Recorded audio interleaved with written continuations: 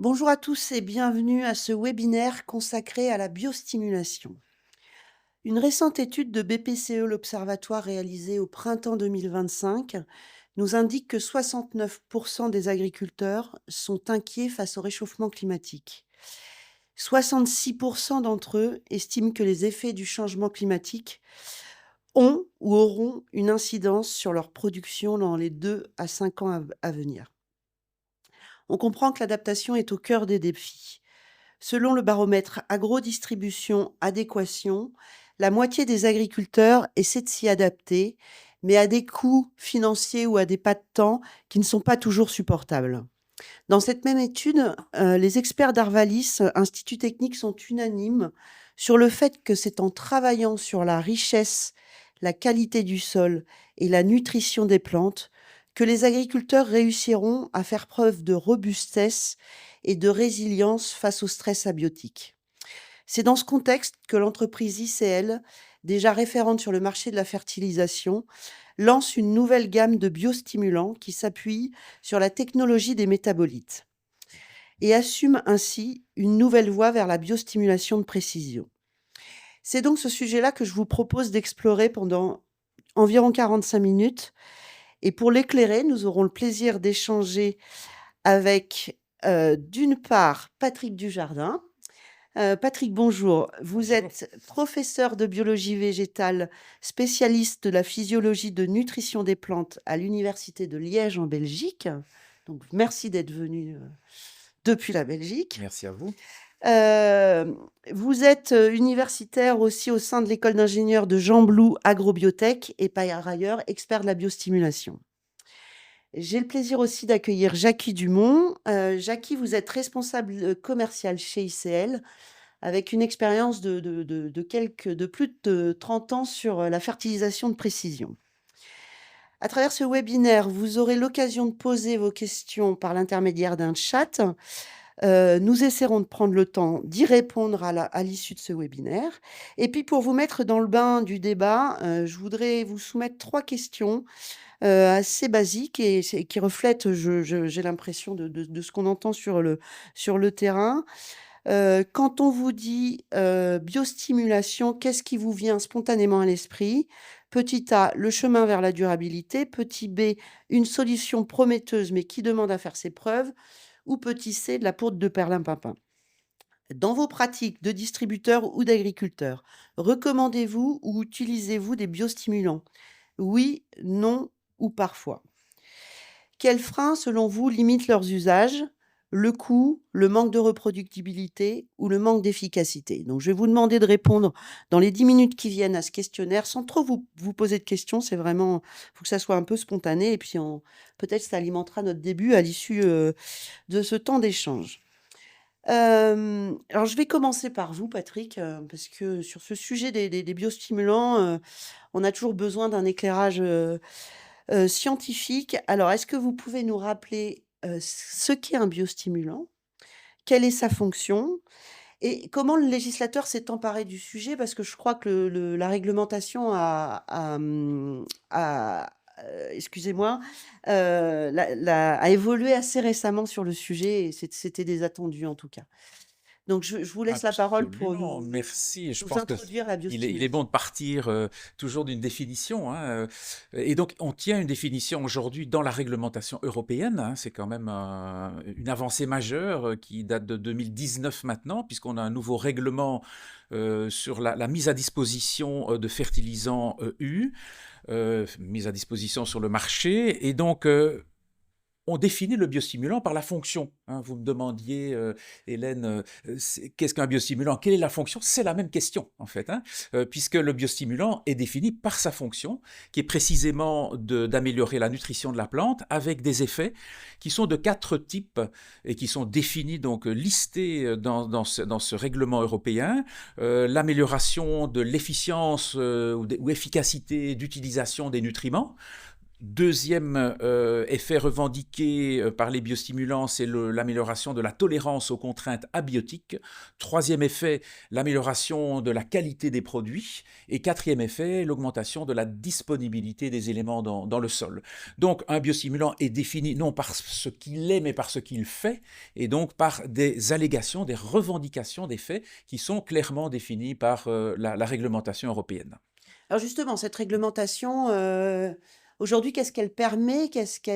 Comment elle a évolué et on peut peut-être Alors, brosser effectivement, donc l'historique? adoption en 2019, D'accord. entrée en application en 2022, mais pour les biostimulants, on attendait des standards européens harmonisés, qui sont des standards adoptés donc au niveau européen et qui définissent les protocoles, donc des normes pour les protocoles d'essai, pour les paramètres qui seront mesurés pour valider les essais, donc toute une série de contraintes finalement qui vont s'imposer à la firme qui met un produit sur le marché et qui va devoir satisfaire effectivement à ces différentes normes portant sur l'efficacité, mais aussi sur la sûreté des produits. Et donc, c'est au moyen de ces données normalisées que l'on peut à ce moment-là espérer un accès au marché.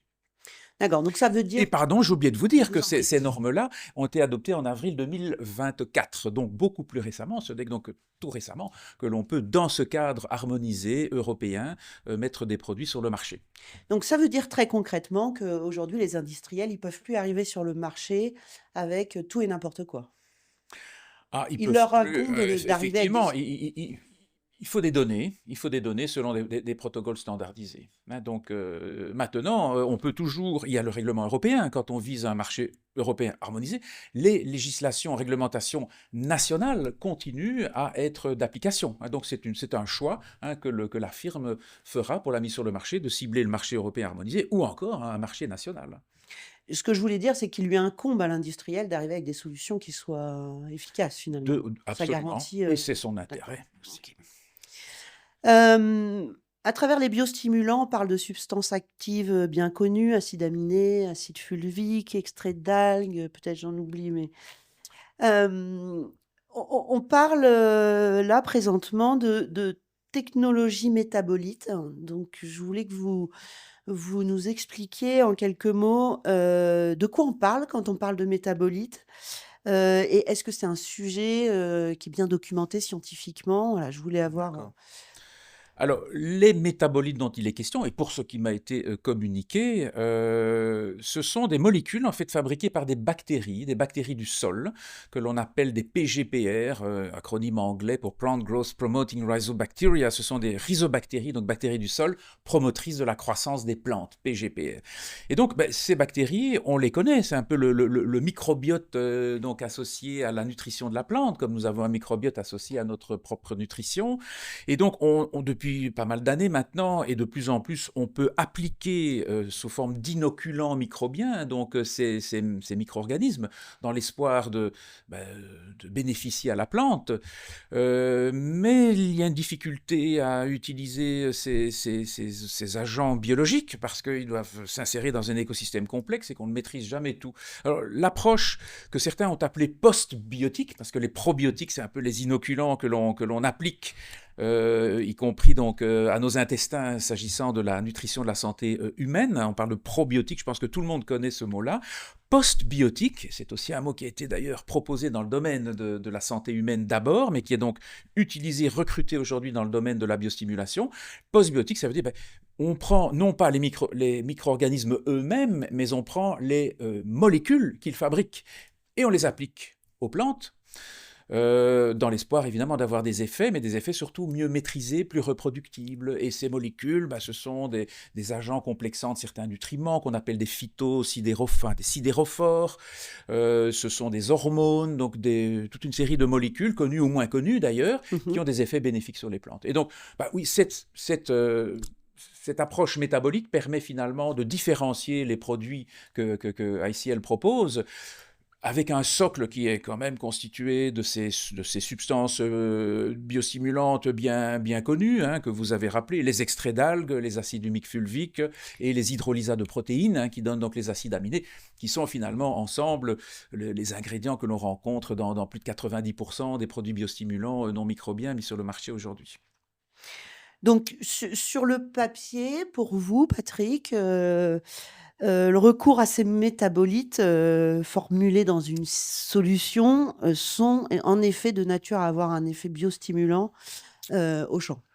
C'est le but, en tout cas, et ils ont été sélectionnés pour cela. Une fois de plus, moi, j'ai pas vu, voilà, j'ai pas vu les données hein, dans le détail, mais j'ai bien compris que effectivement, c'est le but, hein, c'est d'avoir des molécules bioactives qui ont une activité, qui ont pu être sélectionnées au laboratoire pour avoir des effets ciblé hein, sur la plante et que l'on va donc ajouter à d'autres substances bioactives plus classiques de façon à différencier le produit, à en augmenter l'activité et pouvoir davantage cibler certains effets physiologiques précis.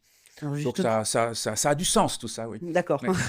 Justement, on va rentrer dans le détail avec Jackie. Est-ce qu'en deux trois mots, vous pouvez nous présenter, ICL, son positionnement historique sur la fertilisation et puis son ambition avec, en effet, cette, nouvelle voie sur la biostimulation de précision? Alors ICL, pour tout le monde, est un acteur majeur depuis des années donc sur les fertilisants, avec ses propres sources de phosphore et de potasse notamment. Mmh. Pour aller plus loin, il y a environ une quinzaine d'années, ICL s'est penché ou s'est orienté vers la fertilisation de précision, avec la création et l'arrivée de nouvelles technologies telles que les engrais enrobés à diffusion programmée, toujours dans un souci d'efficience. Ensuite, ICL, c'est aussi a mis le focus aussi sur tout ce qui est technique de fertilisation. Par exemple, la fertirrigation, D'accord. où on a été capable de faire du conseil, d'apporter les bons éléments au bon moment, de façon, encore une fois, à ce que le producteur, tout au bout, eh ben, il ait la réponse à ce qu'il amenait. Donc ça, c'était les 15 dernières années. Il y a environ 5-6 ans, pour aller plus loin, ICL a décidé d'investir dans la biostimulation, notamment en rachetant un des leaders, un des, une des sociétés leaders au Brésil sur la biostimulation et de créer même son propre laboratoire récemment. Parallèlement à ces années de développement, il y a eu tout un nombre d'études assez important et de constats tirés de ces études. Les deux constats sont les suivants.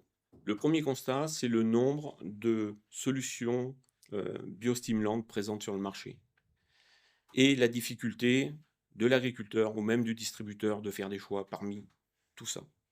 Donc ça, c'est le premier constat. Le second constat, c'est le problème de Mmh. reproductibilité des résultats. Il n'y a rien de plus frustrant pour un agriculteur d'utiliser un produit, je dis bien un produit, et derrière de ne pas voir le résultat escompté. Donc, toute cette réflexion durant les 5 dernières années a été de se dire, il faut qu'on sorte de ce concept et qu'on aille vers de la biostimulation de précision. OK, alors je voudrais qu'on rentre vraiment dans le vif, de cette, technologie métabolite. Qu'est-ce qu'on met derrière et quel est le principe, pardon, de la formulation des solutions de la gamme Biose? Alors peut-être avant de rentrer dans le détail, je vais vous montrer peut-être un petit schéma sur les évolutions des différentes générations. On peut considérer qu'il y a quelques années, la première génération des solutions biostimulantes était basée sur des ingrédients qui étaient uniques, par exemple. Donc on allait utiliser des acides humiques ou des acides fulviques ou des acides aminés de façon unique dans un produit. Certains industriels ont commencé à faire évoluer leurs solutions en mixant, en mélangeant différentes solutions biofertilisantes de façon à essayer d'améliorer cette reproductibilité. ICL aujourd'hui arrive avec une troisième génération qui, elle, intègre une nouvelle technologie donc qu'on appelle technologie métabolite. Et là, je vais y revenir. Cette technologie de métabolite, comme l'a dit M. Dujardin, on utilise donc les PGPR, donc les bactéries présentes dans le sol, on les met dans des contextes particuliers, dans des conditions particulières, de façon à leur faire produire des métabolites.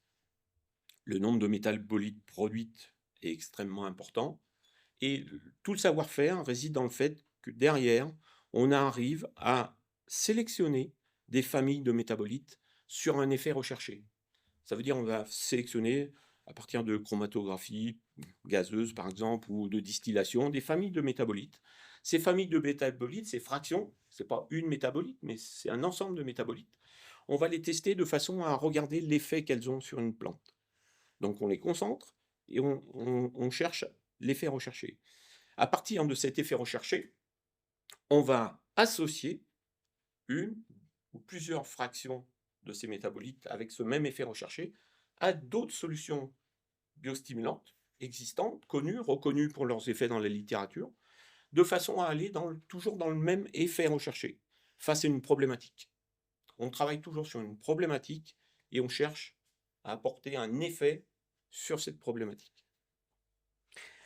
Pour vous, Patrick, est-ce que ça reflète effectivement l'historique de, allez, 3 décennies, autour des biostimulants? Est-ce que cette Oui, présentation alors souvent on a travaillé effectivement sur des acides aminés, sur des acides humiques, sans les nommer biostimulants, hein.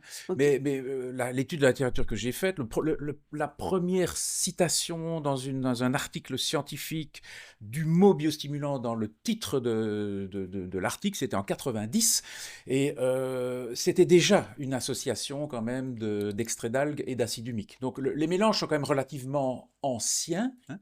Mais clairement, avec la troisième génération, là, on est dans quelque chose de nouveau, mais plus par le caractère innovant de l'ingrédient qui s'ajoute, hein, qui sont les métabolites en question. Ouais. Ça, c'est vraiment nouveau. Et est-ce qu'on peut parler, d'effets cumulatifs, de synergie? Comment on peut le caractériser d'un Oui. point de vue scientifique, en Alors, fait? on peut aller très loin dans la sémantique, évidemment, et c'est ce qu'on attend peut-être du scientifique, mais un effet cumulatif, un effet synergique, vous le suggérez déjà, c'est pas la même chose. Mmh, Mais pour démontrer que l'effet est synergique, bon, il faut avoir des dispositifs expérimentaux. Il faut montrer que vous avez A, vous avez B. Quand vous ajoutez B, vous avez une plus grande activité de A. Oui, mais c'est ça l'effet synergique, hein. C'est pas simplement A plus B. Ça, c'est l'effet cumulatif. Alors ici, on a des effets. On cible certaines allégations. Il y a probablement du cumulatif. Il y a peut-être du synergique. Moi, j'ai envie de dire, on amplifie un effet, hein, mais sans d'accord. savoir si on est vraiment dans l'additif ou le synergique.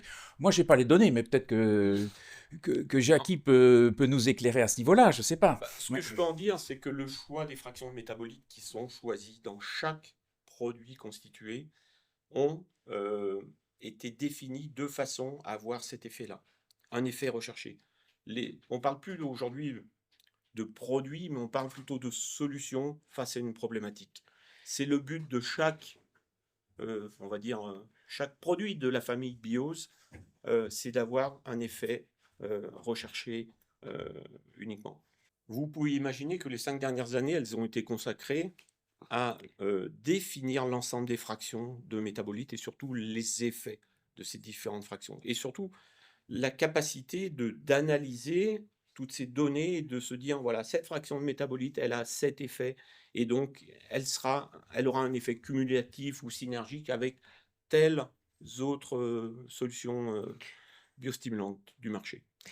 Alors, j'imagine que vous avez mis en place, une batterie d'essais sur le terrain, voilà, comment vous, ICL, vous Aujourd'hui, il y a environ 120 essais en Europe sur une trentaine de cultures qui ont été mises en place.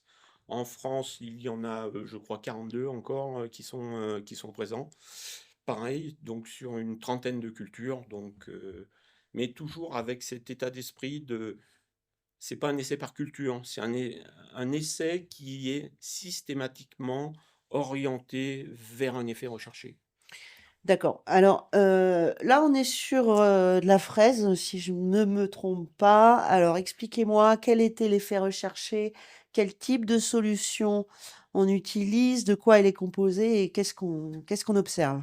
Le constat qu'il y a sur ce type de culture, de plantation de printemps, c'est par exemple, dans ce cas-là précis, c'est qu'on a un déséquilibre entre la quantité de fleurs généralement et la végétation qui peut supporter après les fruits liés à cette quantité de fleurs. Donc l'effet recherché, en fin de compte, c'est d'améliorer cet équilibre, c'est-à-dire d'augmenter, non pas la quantité de fleurs, mais d'augmenter surtout la partie végétation de la plante. Et donc, c'est ce qu'on peut voir très facilement. D'un côté, vous avez la pratique agriculteur, où on voit un certain volume foliaire, un certain nombre de fleurs. Et ici, vous avez, donc exactement, bien évidemment, la même variété, deux applications qui ont été faites d'un produit qui s'appelle Goldstone. Ce produit Goldstone, il a des acides aminés, donc un certain aminogramme spécifique pour aller dans le même sens que l'effet recherché, des acides fulviques et surtout, encore une fois, la fraction de métabolites qui va, elle aussi, avoir le même effet recherché systématiquement. Et donc, qu'est-ce qu'on constate avec deux applications à 5 litres hectare?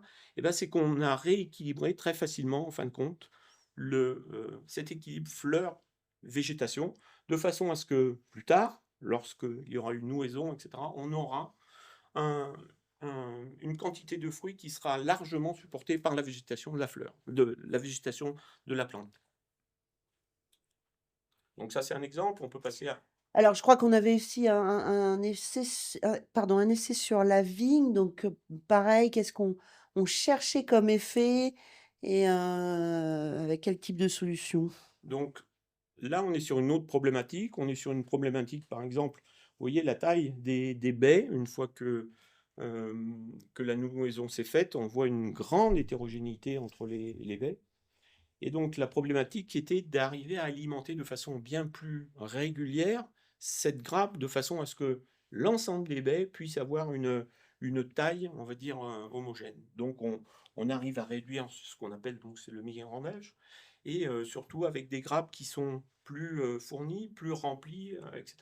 Et pour cela, on a utilisé un autre produit, alors qui est, on va dire, complètement différent, avec des, des- des ingrédients biostimulants classiques, hein, qui sont extraits d'algues, aminogrammes aussi, basés sur certains acides aminés, et puis évidemment une autre famille de métabolites qui va dans le même sens de façon à répondre à cet effet recherché. On va passer aux pommes de terre de mémoire. Je crois qu'on a aussi un essai, pardon. Alors là, on remonte plus dans le nord de la France, où on a mis en place de nombreux essais sur la pomme de terre. Alors des essais pour essayer de venir chercher un effet, notamment sur le comportement pendant la période de chaleur que l'on peut avoir. Et pourquoi? Parce qu'on s'est rendu compte que à un certain moment, la chaleur fait que la végétation par elle-même a de la peine à alimenter les tubercules qui sont en train de se former. Et donc on vient amener certains éléments, donc dans ce cas-là, c'est deux applications foliaires par exemple, pendant initiation et début de tubérisation, de façon préventive à préparer la plante à cette vague de chaleur. Donc le produit est constitué complètement différemment, donc une autre famille de métabolites qui va venir jouer sur euh, cet effet chaleur, compensé et additionné, on va dire, d'acides aminés d'un autre aminogramme, bien évidemment. Patrick, je comprends qu'on est vraiment dans la, heu, on a une problématique et on cherche à répondre à cette problématique, en fait. C'est un changement de paradigme. Est-ce que c'est aller vers, la bonne voie que d'appréhender les choses de cette façon-là? C'est-à-dire, je vois, on cherche à Oui, avoir un oui, meilleur oui. comportement Oui, pendant la absolument. chaleur. On Oui. cherche plus à enfin, Oui, absolument. On part d'une solution technique que l'on cherche à un problème technique, hein. Ça, mmh c'est pas seulement l'augmentation du rendement, ça, ce sera évidemment le bénéfice final c'est le Graal. escompté, hein. Voilà, mais bon, pour atteindre mais quel composant du rendement, dans quelles conditions, face à quels aléas, ça, c'est effectivement la nouveauté, hein. Donc, c'est ce que les biostimulants apportent effectivement à l'agriculteur. C'est un levier pour agir sur des contraintes de production qui le laisse parfois démuni, hein, comme une vague de chaleur. Bon, c'est quelque chose qu'il est difficile évidemment d'éviter. Comment bien préparer sa culture. Et donc ça, c'est effectivement une des qualités des biostimulants, c'est d'avoir quand même cette approche préventive, hein, qui permet d'appliquer un produit qui conditionne la plante. On parle d'effet priming dans le jargon, donc qui conditionne la plante pour faire face donc à des aléas. Ça, c'est quand même quelque chose de nouveau, quoi. Jackie? C'est exactement dans ce sens-là que je voulais aller. Tous ces produits-là, en fin de compte, ou ces solutions-là sont comme vous l'avez vu, sont des solutions à des problématiques. Donc ça veut dire qu'ils ne peuvent s'utiliser pratiquement qu'en préventif. Oui, avec aussi parfois des effets comme des effets d'aide à la récupération, parce que la physiologie du stress, c'est effectivement comment est-ce que la plante se prépare, comment est-ce qu'elle subit l'épisode et comment est-ce qu'elle redémarre après le stress. Et on sait que certains biostimulants auront parfois un effet plus spécifiquement au cours de la phase de récupération, mais néanmoins, il est tout à fait exact de dire, comme je l'ai dit moi-même, que l'effet préventif est quand même quelque chose sur quoi on va insister et que l'on va tenter de développer, parce que je crois qu'il y a aussi une attente de l'agriculteur, plus particulièrement dans ce contexte d'application. Justement, on parle application, je suis agricultrice, je produis de la pomme de terre, et de la vigne et des fraises. Je suis multifilière. Ces produits, en termes de mise en œuvre, comment je fais? Est-ce qu'ils sont adaptables aux autres intrants, sur l'exploitation? En termes de positionnement, on en a parlé, mais qu'est-ce que vous pouvez nous en dire, Jackie, sur, Alors si vous êtes agricultrice, je vais vous poser la question, est-ce que vous sortiriez votre pulvérisateur uniquement pour passer une solution? Non, tout ce qui me demande un passage supplémentaire a tendance à me hérisser le poil. Alors c'est exactement dans ce sens-là qu'ICL, venant de la fertilisation, vendant des engrais foliaires par exemple, on a bien évidemment pensé à ce genre de choses en se disant un agriculteur ou une agricultrice ne sortira jamais son pulvérisateur uniquement pour amener une solution de ce type-là. Jamais. Donc tous ces produits-là ont été pensés pour être utilisés en complément avec des produits de protection des plantes ou autres, en sachant quand même qu'il faut rester très prudent parce qu'on ne connaît pas tous les cocktails et tous les cocktails n'ont pas pu être testés jusqu'à maintenant. Donc je reste prudent là-dessus, mais oui, ils ont été pensés dans ce sens-là en tout cas. Hem, j'ai l'impression que la biostimulation a parfois péché par, le fait qu'on considérait que c'était un produit lambda, qui pouvait s'appliquer comme on avait l'habitude de faire, comme n'importe quel autre produit. Heu, Pareil, est-ce qu'il y a un changement d'approche aujourd'hui, ICL avec Alors chez nous, le changement cette gamme? d'approche est net. Ça veut dire par là qu'aujourd'hui, vous avez vu qu'on part d'une problématique pour y répondre. Ça veut dire par là qu'aujourd'hui, on n'a pas créé des produits pour une culture en particulier et faire tout de cette culture-là. Non. On a créé des produits qui vont répondre à des problématiques systématiquement. Et donc, on est en train de bâtir un écosystème complet autour de ces produits-là, de façon à définir, pour justement que l'agriculteur au bout, il ait cette reproductibilité, impérativement des conseils d'utilisation, donc de dose, de moment, sur chaque culture, on va dire.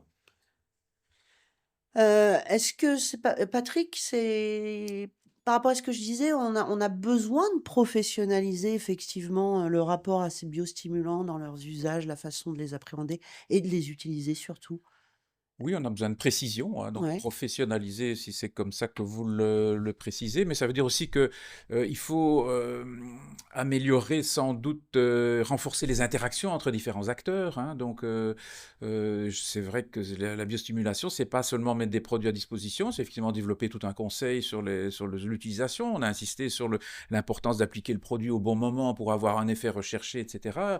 Donc oui, je crois qu'il faut un dialogue renforcé, également avec le monde scientifique, avec les instituts techniques, hein, puisque c'est quand même une technologie, je dirais, intensive en connaissances, hein, et on ira toujours plus loin parce qu'on a besoin d'en savoir plus. Les solutions techniques qui doivent être développées doivent se faire avec une connaissance toujours améliorée finalement des substances actives de ces produits, des cibles physiologiques, la mesure des effets. Je pense que c'est encore quelque chose sur quoi on pêche aujourd'hui. Comment mesurer les effets?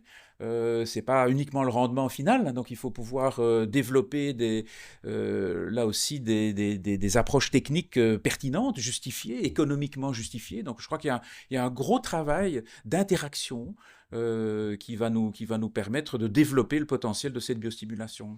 Donc, il faut toujours mobiliser la communauté scientifique, hein, pour enrichir le champ de connaissances par rapport à ces sujets-là.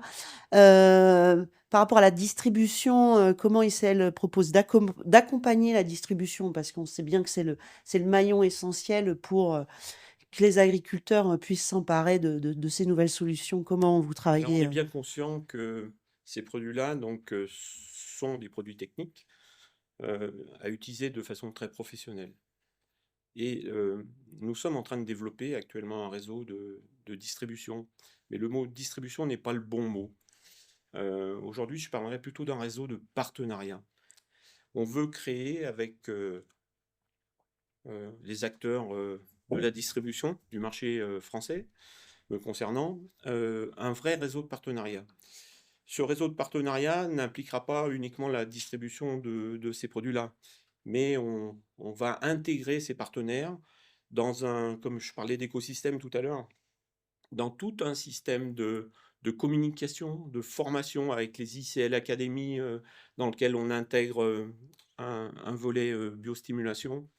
Donc il y a tout un travail très profond, en fin de compte, qui va se faire autour de ce choix de distribution, de ce choix de partenaire, de façon à ce que cette reproductibilité dont je parlais dès le début, et Monsieur Dujardin en parlait, c'est la clé du résultat, c'est la clé du succès de cette révolution avec Biose.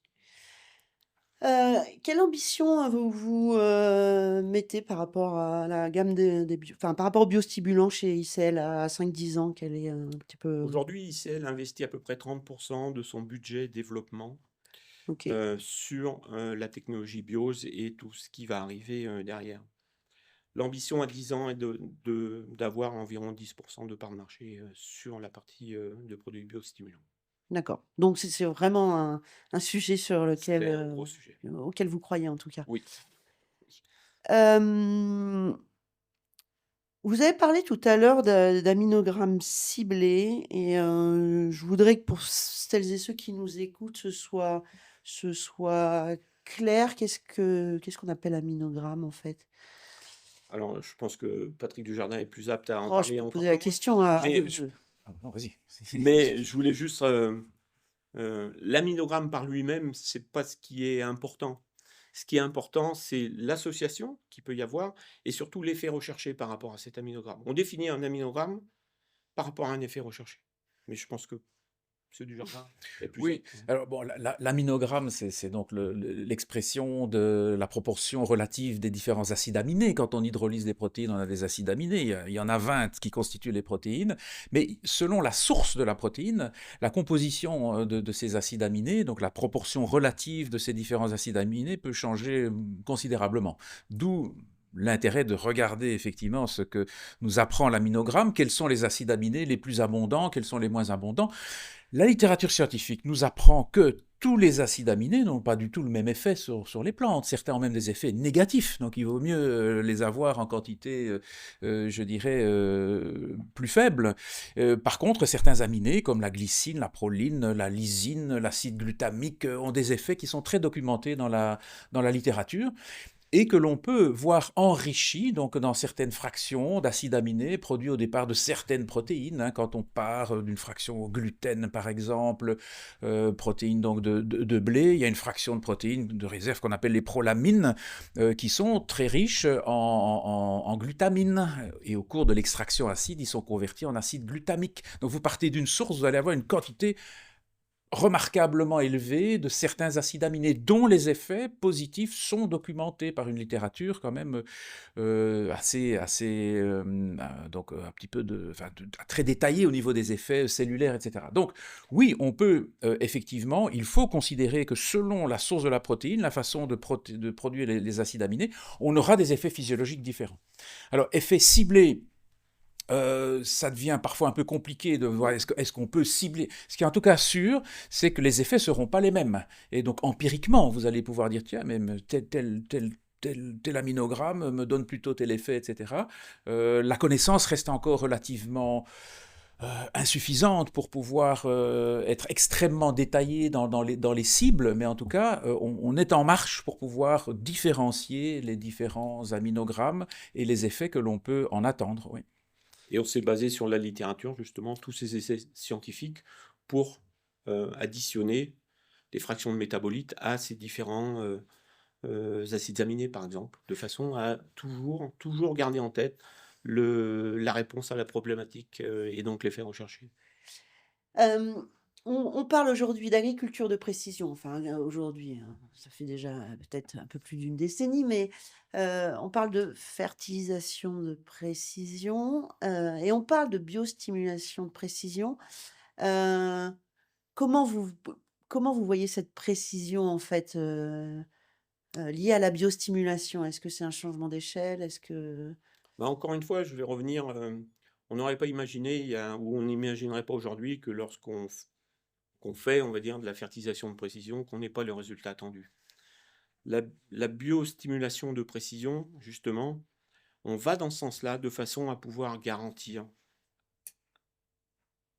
qu'une solution qu'on va apporter va répondre à une problématique. Et ça, c'est le but, essentiel de l'ensemble de la gamme Biose. Elle a été faite dans ce sens-là.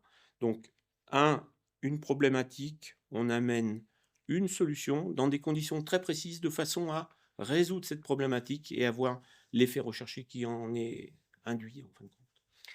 en termes de prérequis pour l'agriculteur, est-ce que ça signifie aussi, une meilleure appréhension de l'écosystème lié au sol? Est-ce que, Certainement, l'environnement receveur dans toutes ses mmh, composantes est tout à fait déterminant dans l'effet des biostimulants. Donc c'est vrai il y a là une exigence, hein, d'adapter quand même les solutions aussi aux conditions locales, y compris du sol, et une capacité donc d'identifier les meilleures solutions pour sa problématique, son exploitation, être capable de mesurer, hein, pour ça que j'insistais aussi sur la capacité de mesurer des effets au cours de la culture, pas uniquement le rendement final, pour évaluer, et d'où l'importance aussi des partenariats qui doivent se mettre en place pour être capable de mesurer ces effets et voilà, de se construire sa propre culture d'utilisation de biostimulants.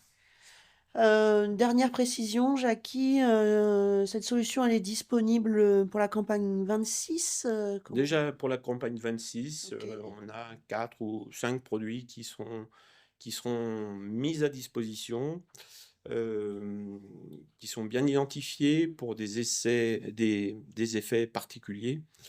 Il reste juste un point à éclaircir, c'est vis-à-vis de l'utilisation en agriculture biologique, où bien évidemment, les dossiers, auprès des organismes en question, sont en cours. D'accord.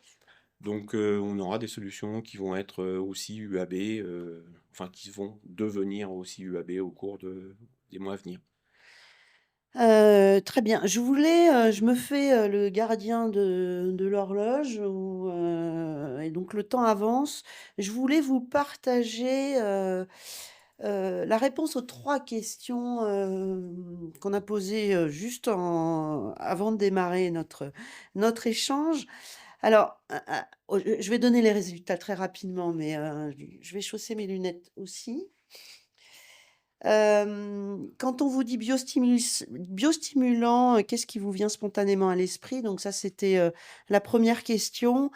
Donc à 88 de réponses, une solution prometteuse, mais qui demande à faire ses preuves. Dans la pratique, j'ai 67 des personnes, qui disent, recommander ou utiliser un biostimulant et encore 13 de réfractaires, voilà. Et quels freins limitent leurs usages? Donc à 56 de réponses, c'est le manque de reproductibilité. Donc on On n'y est pour rien, vous voyez? Et je crois que c'était bien identifié, dans tout ce qu'on a pu constater durant les 5 dernières années. Ce manque de reproductibilité est la clé du et quelle est la singularité justement de Beoz pour répondre à ben, cette question? encore une fois, je vais me répéter, c'est, tout simplement le fait de rajouter ou d'ajouter cette technologie métabolite axée sur un effet particulier, une allégation particulière qui va faire que, avec ce levier supplémentaire, on va venir forcément augmenter considérablement la reproductibilité des résultats, en fin de compte. Patrick, vous avez un commentaire peut-être aussi ou les résultats que j'ai Une un petit peu. technologie qui doit faire ses preuves, Voilà. oui, mais sur quoi j'insisterai, c'est que c'est un travail collectif, hein. La preuve, il faut le scientifique qui aide à mesurer, il faut celui qui a un produit de qualité avec une qualité reproduite par le processus de fabrication, donc des ingrédients validés, et puis donc un conseil sur les usages. Donc je pense que oui, faire ses preuves certainement encore, mais c'est un travail collectif, hein. Et de longue haleine, Et de forcément. longue haleine. J'ai quelques questions qui me paraissent intéressantes à aborder. Je pense il nous reste un petit peu de temps. Alors, on a montré des essais en fruits et légumes. Est-ce que c'est duplicable aux grandes cultures? Est-ce que c'est... Alors, on a montré la pomme de terre, quand Oui, même. on a montré qu'elle, Alors, même si on est... c'est La culture industrielle. bien évidemment, on a une grande quantité, hein, comme je vous ai dit tout à l'heure, hein, 120 essais sur une trentaine de cultures différentes, dont une grande partie qui sont sur des grandes cultures, mais avec, comme vous avez pu le voir, des effets recherchés qui peuvent être complètement différents de ce qu'on attend par rapport à ce type de culture-là. Donc on rappelle, hein, effectivement, on n'est pas sur une allégation culture, on est sur une allégation Exactement. problématique. Si Euh, je peux ajouter quelque chose à ce niveau-là, je pense que l'extrapolation à d'autres cultures, euh, on peut évidemment l'envisager, mais elle sera possible si on comprend mieux le mode d'action de son Mm. produit au niveau des substances actives. Je vais peut-être prendre l'exemple de ce que j'ai vu au niveau de la vigne, là. Quand on voit ces baies, moi je soupçonne, tiens, mais il y a probablement ce qu'on appelle une activité gibérellique, donc il y a un effet hormonal. Et ça, c'est décrit dans l'extrait d'algue qui est utilisé. Et Exact. donc, alors si vous pouvez valider que c'est un effet gibérellique, du coup, vous pouvez utiliser aussi la littérature scientifique et la connaissance, je dirais, de l'agronomie pour dire, ah oui, ben, ce type d'effet devrait aussi pouvoir bénéficier à telle et telle culture. Donc, vous voyez qu'à un certain moment, on doit pouvoir descendre suffisamment bas dans le mode d'action pour pouvoir à ce moment-là remonter vers d'autres cultures de façon pertinente, justifiée sur base de la connaissance qu'on a donc de l'activité de son produit. Je veux dire qu'une description hyper macro de ce qui se passe permettra effectivement Il faut descendre un petit peu Mm. plus bas pour pouvoir remonter plus haut. Voilà, c'est comme ça que je verrai les choses. C'est exactement le principe qu'on va utiliser et bien évidemment suivi par une multitude d'essais pour vérifier les hypothèses à chaque fois. Euh, j'ai une question aussi posée par les gens qui nous écoutent et qui nous regardent. Forcément, en faisant ces mélanges de plusieurs ingrédients, ne va-t-il pas y avoir des effets contraires? Bon, c'est une bonne question, hein, c'est une bonne question. Mais dans le choix qui sont faits systématiquement, euh, on va toujours rechercher un même effet pour une allégation. Donc le fait de mélanger 1, 2, 3, plusieurs fractions de métabolites, bien évidemment, avant de sortir le garnet, avant de sortir la damite, on a fait tous ces essais-là intermédiaires. De 1, de 2, de 3. Ah, tiens, avec les 4, ça marche encore mieux. On a fait ce genre de choses. Et donc, Donc, forcément, quand ça passe au crible, si on observe des effets contraires, a bien priori, évidemment, on élimine le mélange en question. euh, on m'a fait poser tout à l'heure la question des grandes cultures. Il y a une question aussi par rapport est-ce que c'est transposable aux cultures hors sol? J'imagine que... Aux cultures hors sol, bien évidemment, à condition qu'on va pas du tout avoir les mêmes effets recherchés, hein, bien évidemment, dans une culture hors sol. Mais oui, bien évidemment, aux cultures hors sol. Et d'autant mieux que on a à ce moment-là davantage de flexibilité pour le moment de l'application, hein, puisqu'on peut travailler sur les solutions nutritives, sur les pratiques de fertigation. Donc, on a une plus grande flexibilité en termes de modalité, enfin, de temporalité d'application. Et en plus, moins d'interaction avec le sol, par exemple, où l'effet sol Oui, oui. est déjà en partie, je dis bien en partie, restreint. Est-ce que parmi les 4 allégations que vous avez mentionnées, Patrick, au tout début, est-ce qu'il y en a une qui ressort particulièrement aujourd'hui par rapport à des attentes ou... La tolérance aux contraintes Oui. abiotiques, OK. la tolérance aux stress environnementaux, là, il y a quand même une véritable attente. Et quand on fait, il y a eu des sondages aux États-Unis, en tout cas, j'y pense peut-être en priorité. Quand on demande où est-ce que vous attendez les biostimulants, c'est quand même sur ces questions-là qu'on les attend. L'efficacité d'utilisation des nutriments, quand même aussi, hein. Donc il y a quand même une injonction forte dans le cadre du pacte vert, quel que soit son avenir, de diminuer quand même les pertes de nutriments dans l'environnement. Donc ça, il faut qu'on ait des technologies pour le faire.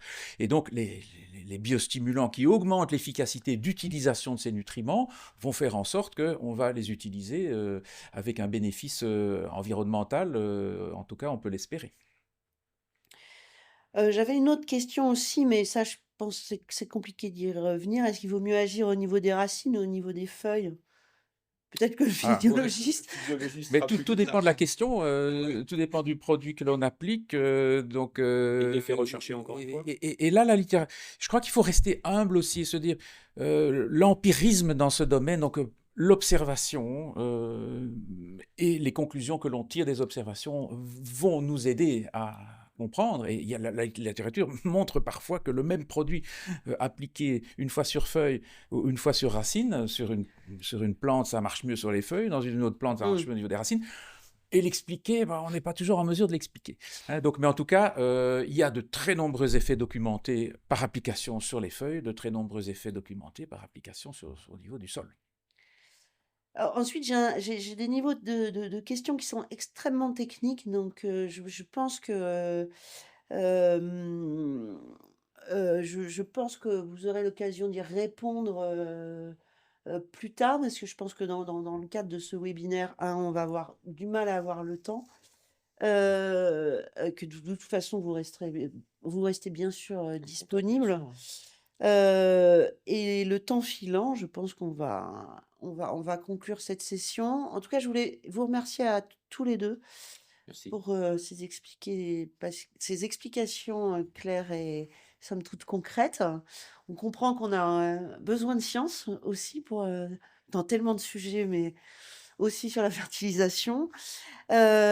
On comprend que ce sont des approches qui semblent prometteuses. En tout cas, c'est ce que nous disent les gens qui nous regardent, pour cibler en effet des effets agronomiques bien spécifiques et aider à la résilience des cultures et des supports de culture face au stress, abiotique, de plus en plus, prégnant. Heu à travers ces approches, on comprend aussi qu'elles essaient de répondre à un besoin d'efficacité et surtout de reproductibilité, hein, ça sort aussi, du sondage, pour bien sûr aider l'agriculteur à préserver, tout le potentiel, génétique de sa culture. Merci à tous en tout cas pour votre, participation. Donc je vous invite à poursuivre les échanges sur le terrain. Je vais vous donner un premier rendez-vous avec ICL à l'occasion du Cité Vif fin novembre à Montpellier, si je ne m'abuse. C'est bien ça. Et je vous encourage aussi à échanger avec, Patrick sur une destination, tout aussi ensoleillée. Vous pouvez retrouver Patrick, début décembre qui sera, je crois, chairman au congrès mondial de la biostimulation, à À Barcelone. Barcelone, Voilà. absolument. Merci à tous pour votre participation, pour vos questions. Désolée s'il y a un petit peu de frustration, à cause du fait qu'on n'ait pas pu aborder, toutes les questions, mais je sais que ce n'est que partie remise, avec Jackie ou Patrick sur le terrain. Voilà, je vous souhaite une Avec belle plaisir. après-midi, à très bientôt. Au revoir. Au revoir.